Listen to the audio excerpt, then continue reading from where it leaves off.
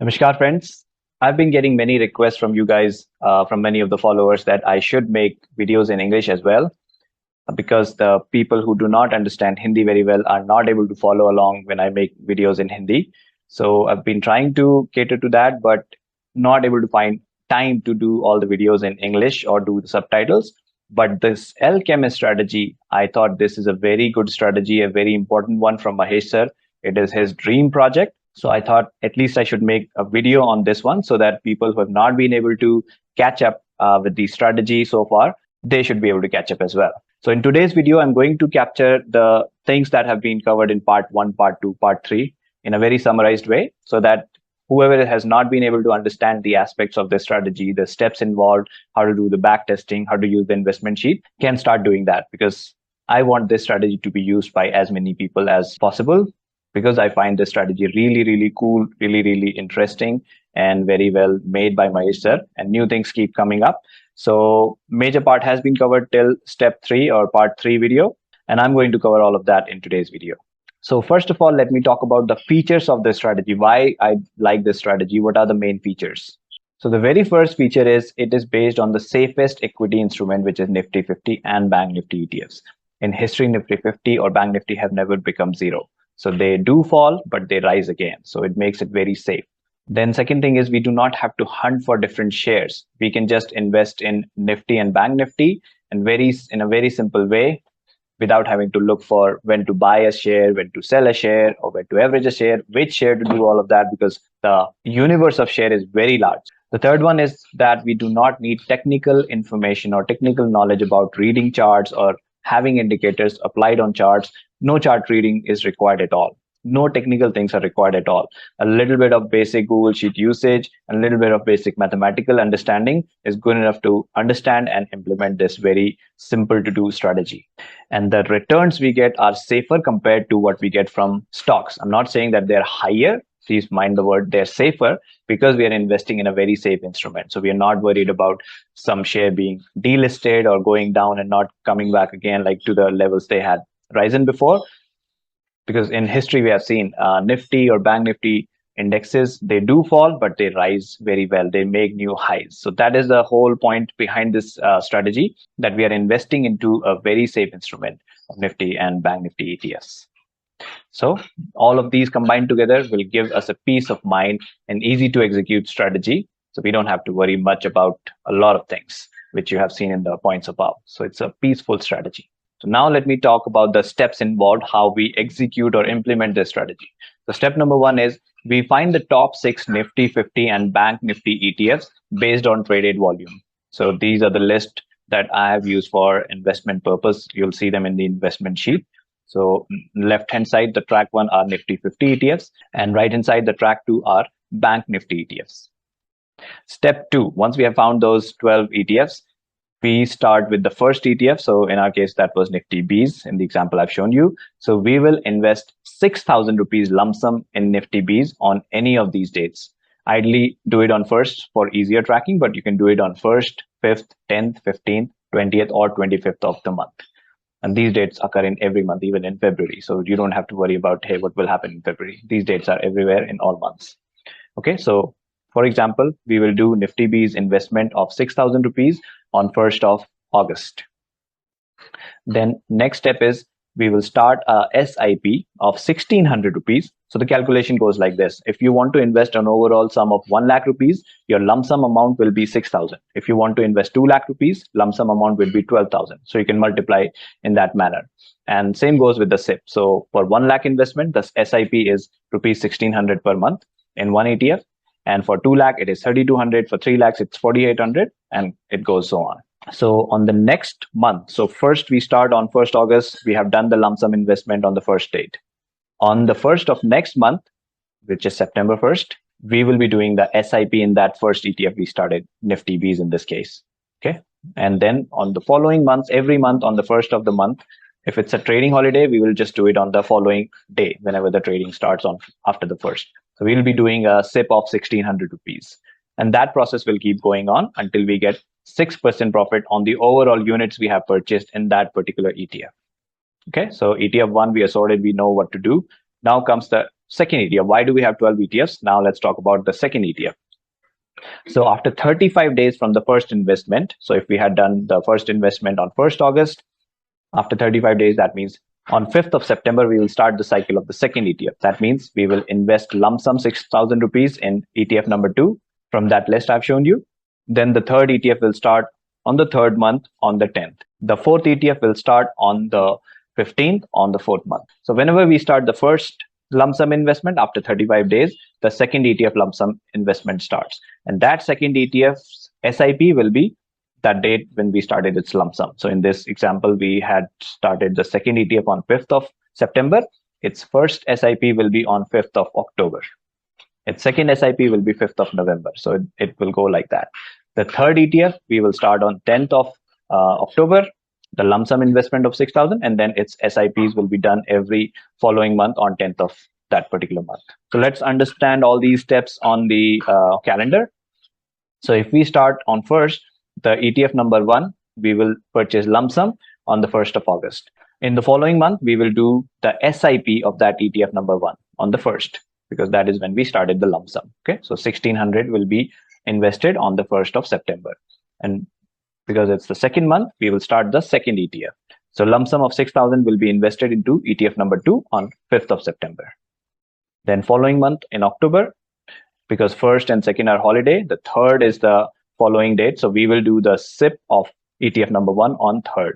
That means 1,600 rupees SIP invested on 3rd of October in ETF number 1. ETF number 2 SIP will be on 5th of October, and ETF number 3 will be bought in lump sum because we are just starting. We are in the 3rd month, so we are starting with the 3rd ETF. So on the 10th of this month, October month, we will be doing the lump sum purchase of ETF number 3. Why we are doing this spread out? Because if Nifty is on a certain level today, after 35 days, it will be either higher or lower, or maybe at the same level, but more chances are that it will be either at higher or lower level. So we are buying Nifty through these ETFs at different levels. Same goes with the SIP. Now, after a month, the price would have changed. So I'm investing more money into ETF, into Nifty through SIPs. So that's why we are spreading them across, different months, and the SIPs are being spread across so that we are able to buy at almost all the levels. Okay, so all steps are done. Now, step number 5, when any Nifty ETF falls by 6%, invest lump sum in its counter Bank Nifty ETF and start SIP from next month or same date when Bank Nifty ETF was purchased. So for example, let's look at the chart. So first, let's understand these two tracks.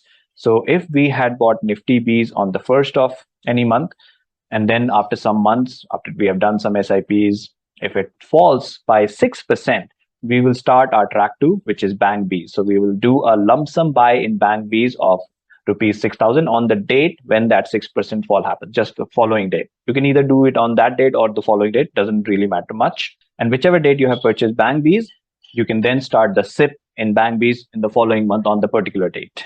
Let's understand this on the calendar as well. So suppose on 15th of November, my Nifty Bs fell by 6%. So on 16th November, I would be buying Bank Bs, okay, worth 6,000 rupees. That means lump sum has started. And then in December, on 16th, my SIP of Bank Bs would be started. Okay, and then on the following month in January, I'll be doing it another SIP of 1,600 rupees. And that process will keep going on unless I have booked 6% in the Bank Bs ETF. Okay, so that track will end once I have booked profit. And again, when I'm buying Nifty Bs that falls by 6%, the Bank Bs cycle will start. Till then, we will not invest in Bank Bs until we have a fall of 6% or more in Nifty Bs. If it falls by 6%, then maybe further by 12%, further by 18%, we are just continuing our SIP in Bank Bs, and of course in Nifty Bs unless we have booked profit in Nifty Bs or Bank Bs.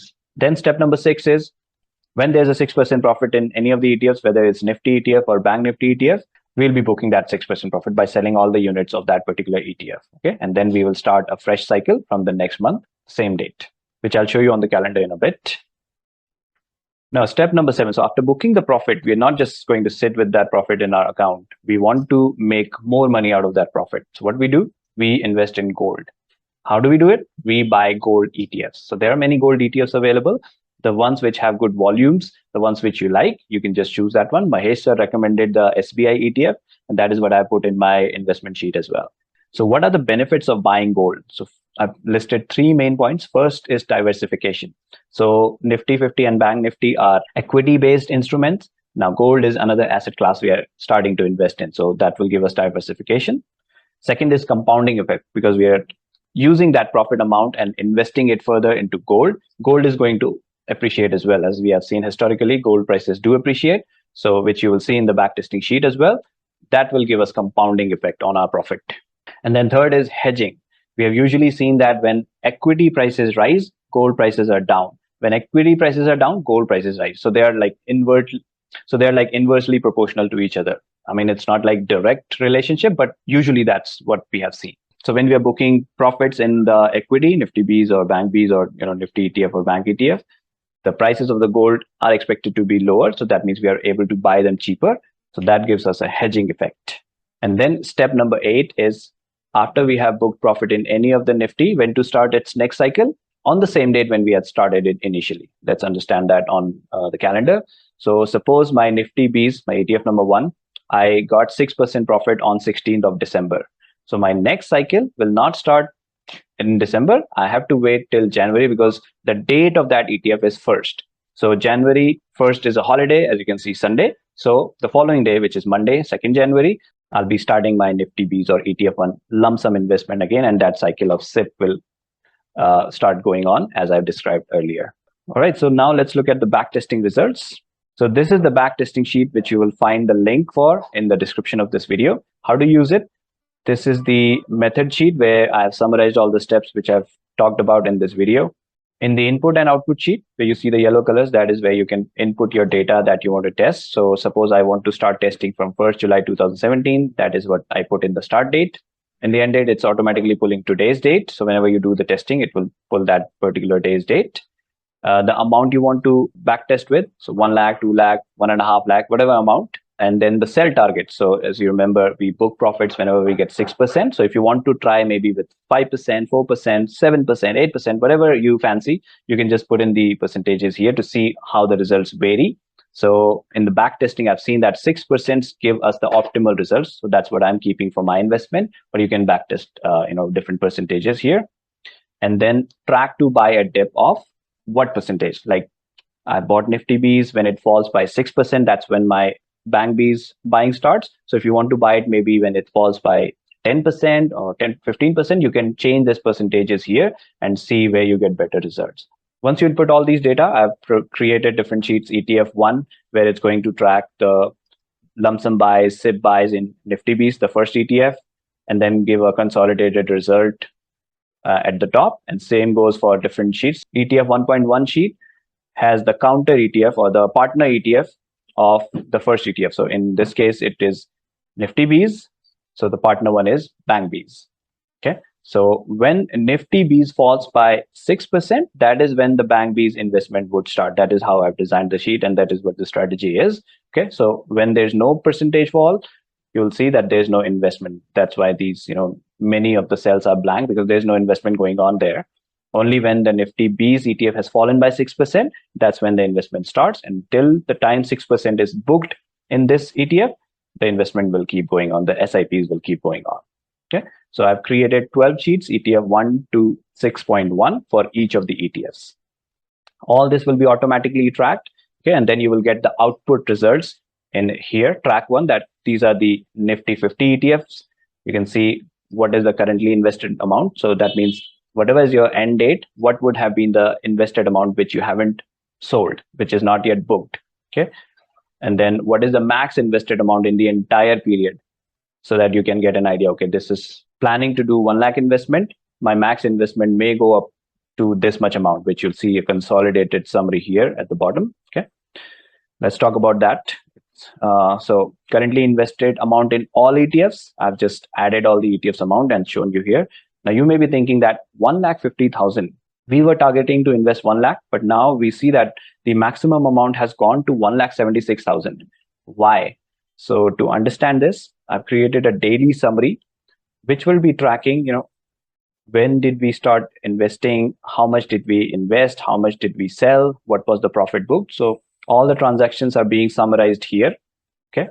And if you keep scrolling down, wherever the investment has gone beyond 1 lakh rupees, you'll be able to see, okay, this is where it went beyond 1 lakh. So here you can see it went to like 1 lakh 3,000, which is negligible. Like if we are targeting to invest 1 lakh, if we have to invest 3,000 extra, just 3%, we can easily manage that. But yes, if we go further down, during the time of Corona crisis, the investment went up to 1 lakh 76,000. Now understand this aspect. When Nifty is cheaper, all of the smart investors want to buy Nifty because it's available at a cheaper price, and then they know it that it's going to rise. Maybe sooner or later it's going to rise. So to take the advantage of that opportunity, Nifty being available at a cheaper price, smart people move their money from fixed instruments or debt instruments to equity. That means if they have maybe a fixed deposit, they may break the fixed deposit of their, or if they have spare money in their bank account, which they do not need for quite some time, they'll move that money into equity, because when equity is down, when market is down, it is a very good opportunity to buy at bargain prices. So that is what happened here, because in Corona crisis, the index fell like I think up to 30-40%. That is why we had to invest extra 76,000 beyond what we had thought. But in normal situation, you will rarely go up to 1 lakh rupees, because you invest, you do the SIPs, you book profit, entire amount gets back credited back to your account, and then you start using that money again for buying ETFs again. So in situations when the index falls massively, then only you will have to invest more, which is a good opportunity to buy at cheaper bargain prices. So that's why we see this price going so high, the investment amount going so higher. Then we can see that this is the average invested amount, because sometimes we are investing more, sometimes we are booking profit and the investment amount goes down. So on an average, this is what we had to invest, around 44,000. The total profit we booked in all the ETFs was 71,500. So if we divide this profit by the amount we were thinking to invest, 1 lakh rupees, we get a figure of 71%. Very good. For 5 years, 71% is great. And then the period is 58 months. And XIRR. So I've calculated XIRR. What is XIRR? It is an equivalent of CAGR. CAGR is compounded annual growth rate, which is usually used for lump sum investment. Like you're buying something in lump sum and then you're selling, or maybe not selling, just holding it throughout. And then you want to know what is my compounded annual growth rate. That is when CAGR is used. But here in this strategy, we are buying, then we are doing SIPs, and then we are selling. So there's inconsistent cash flow. Sometimes we are investing more, sometimes we are not invested at all. Maybe all our ETFs are sold, we have nothing invested in the market. So our investment amount, the cash inflows and outflows, is changing very inconsistently. That's why we cannot use CAGR to accurately see what our returns are. That is when XIRR is used. You can read more about it on Google. So that's what I've used here. So XIRR, you can consider it similar to CAGR for understanding sake. So we got 24% of CAGR. And then remember, we talked about the step where we invest our profits into gold ETF. So that gold ETF, so we had a profit of 71,500 when we invested in, because we did not get all of that 71,000 in one go. We got it in parts. So as and when we were getting that profit, which I have tracked in daily summary, you can see here. Okay, gold B's price for those dates. And then whenever we book profit, we bought some gold ETF units. Then that is being accumulated, and on the last date of our testing period, this much was the gold ETF valuation. Okay, whatever we had, whatever number of units we had multiplied by the price on that date, this is the value of our gold ETF. So that is what I have used here to calculate the value. So what it means is we had 71,500 profit from ETF, which got converted into 90,000 because of gold investment, gold ETF investment. That means we have a extra additional amount of 18,800. That's why this is the dream project of Mahesh sir, and this is going to go further up, because I haven't considered the sovereign gold bond investment yet, which gives us 2.5% interest per annum. So that is going to add up to our profits, and the XIRR is going to go further up as and when Mahesh sir introduces that in his next video, and maybe more things in his upcoming videos. All right, so you can go through all this and you can use this backtesting sheet. The link will be available in the description. And once you're ready you like this strategy, you're ready to invest, you can use the investment tracking sheet. So you can open it from here. I've given the link in the method sheet here.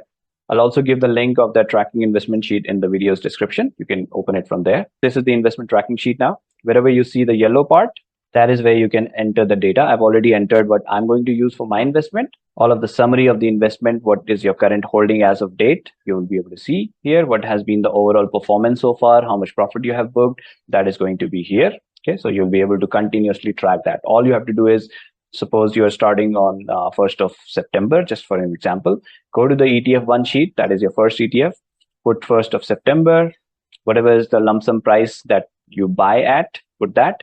It will automatically calculate the units you have to purchase based on how much amount is being invested as lump sum. So wherever you see the yellow ones, that is where you enter the data. So once you have done the lump sum buy, the next following month, on the 1st of the next month, you put, okay, SIP number 1, and then maybe the buy price at that time is 90. It will tell you, okay, you have to buy 8 units to invest 1520. You can also manually change it to 9 units if you want to go beyond the 1600 mark. Okay, now see 1710 is invested. So the formula I've used here is whatever is the SIP amount, it is going to be invested just below that. Okay, so the maximum units we could purchase under 1600 is 8. That is the formula. But as I said, you can manually change it to whatever units you're purchasing, and it will give you the invested amount. And the date when you sell it, say on, okay, sorry, I forgot to put the date for the SIP. You have to put all the dates. So 1st of October, and maybe on 15th of November, I have sold my holdings. I have to put the date and then the price I've sold it at. Maybe, so target price is 199. So maybe I was able to sell it at 200, and it will automatically calculate your profit, and it will tell you the cycle is completed. Okay. So cycle will not be completed as long as your SIPs are going on. You haven't booked the profit. As soon as you book the profit, the cycle will be completed. This line will be green. That means from the next month onwards, that means 1st of December, you have to start new lump sum investment. Maybe the price is 205 there. So this cycle will keep going on. So all the sheets are designed in the same way, and you can input the data in the same way. I'll just delete all of it so that you can use it as a fresh sheet. And then, as I said, the current holdings will be shown here, whichever ETF you have holdings. If you don't have holdings, it will be blank. If you have holdings, it will show you the amounts and the units, etc. And then whatever you have sold, it will be shown here. Okay, this much profit has been booked. This has been the performance that you're getting from your investment.